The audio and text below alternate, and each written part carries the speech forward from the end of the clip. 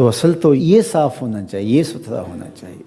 میرے اور آپ کے آقا و مولا حضور ختم المرتبت صلی اللہ علیہ وآلہ وسلم، ہمارے ماں باپ ان پہ قربان، کثرت کے ساتھ ایک دعا مانگتے تھے، یا مقلب القلوب ثبت قلبی علی دینک، اے دلوں کو پھیرنے والے میرے دل کو اپنے دین پہ ثابت رکھنا۔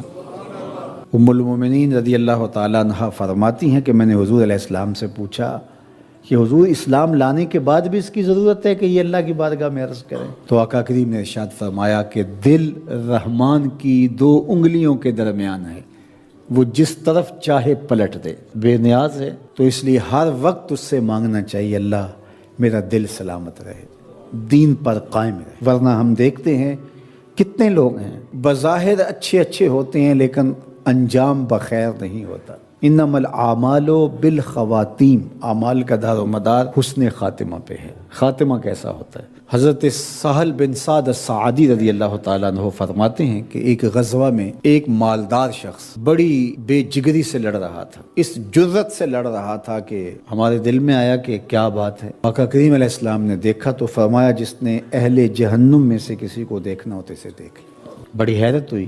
ایک صحابی کہتے ہیں میں اس کے پیچھے ہو گیا کہ حضور علیہ السلام نے جو فرمایا ہے کوئی وجہ ہوگی تو میں دیکھوں ماجرا کیا ہے۔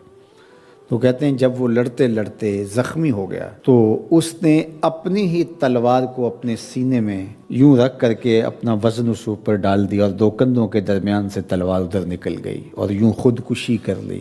تو کہا کہ بندہ ساری زندگی نیکیاں کرتا ہے، لکھا ہوا غالب آ جاتا ہے اور پھر آخر اچھا نہیں اس کا رہتا۔ اور کتنے ایسے لوگ ہیں کہ جن کا ماضی بہت بھیانک اور برا تھا لیکن آخر ٹھیک ہو جاتا ہے۔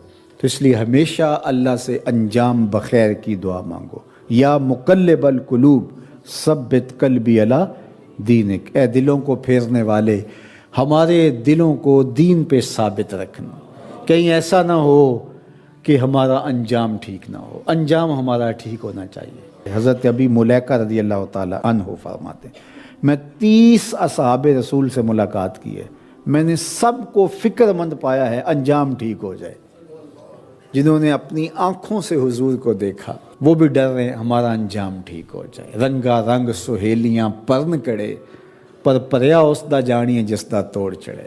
ہمیں ایک اور دعا ترغیب دی گئی قرآن مجید میں اہل ایمان کو، اور وہ کیا؟ ربنا لا تزغ قلوبنا بعد اذ ہدیتنا وہب لنا من لدنک رحمہ انک انت الوہاب۔ اے اللہ ہمارے دلوں کو سیدھا کر دینے کے بعد دوبارہ ٹیڑھا نہ کرنا۔ یہ دل سیدھے ہیں تو سیدھے ہی رہیں، یہ کبھی دوبارہ ٹیڑھے نہ ہوں۔ یہ نرم ہیں تو نرم ہی رہیں، کہیں پتھر نہ ہو جائیں۔ ایمان کے نور سے جگمگا رہے ہیں اللہ، یہ جگمگاتے ہی رہیں، کہیں دوبارہ ان میں ظلمتیں نہ آ جائیں۔ لا تزغ قلوبنا بعد اذ ہدیتنا، ہمارے دلوں کو سیدھا کر دینے کے بعد دوبارہ ٹیڑھا نہ کر دینا۔ وہب لنا من لدنک رحمہ، اور ہمیں اپنی جناب سے رحمتیں عطا کر دے۔ انک انت الوہاب، تو وہاب ہے، اپنے کرم سے اپنے فضل سے ہمیں مالا مال فرما دے۔ تو میری دعا ہے اپنے لیے سب سے پہلے اور آپ سب کے لیے اور اپنے جملہ دوستوں کے لیے، پیر بھائیوں کے لیے، سب ملنے والوں کے لیے کہ اے اللہ ہم سب کو ہمیشہ ثابت قدم دین پہ رکھنا، آخری ہچکی تیرے نام پہ آئے، تیرے محبوب کی غلامی میں آئے، ہم سب کا خاتمہ ایمان پہ۔ ایک ایک کر کے دوست ہم سے جدا ہو رہے ہیں، ہم بھی اس دنیا پہ مستقل رہنے والے نہیں ہیں، کوچ کر جانے والے ہیں۔ رنگ تو کالا تھا لیکن سونا دل تھا بلال حبشی کا۔